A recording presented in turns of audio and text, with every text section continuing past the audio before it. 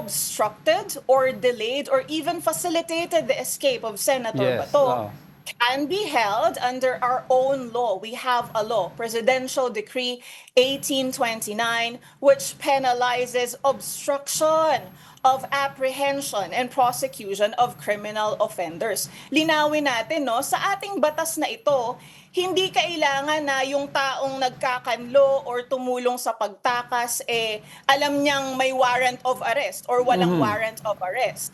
The law specifically provides that a person can be held liable under the said law if he or she has a reasonable ground to believe na yung kanyang tinutulungan or pinoprotektahan ay baka nagkasala under the law. So I believe the ICC warrant of arrest became public or was unsealed on May 11, 2026.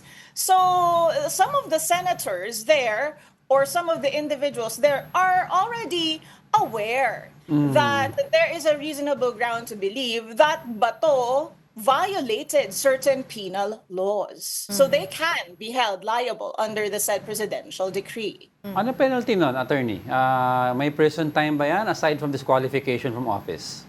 Yes, 6 na taon na pagkakakulong pag po sila ay na-convict at kung ang nag-commit ng krimen na iyon na isang public official, pwede po silang patawan ng perpetual disqualification from public office. Ibig sabihin, hindi na sila magiging public servants or pwedeng makatakbo under the law.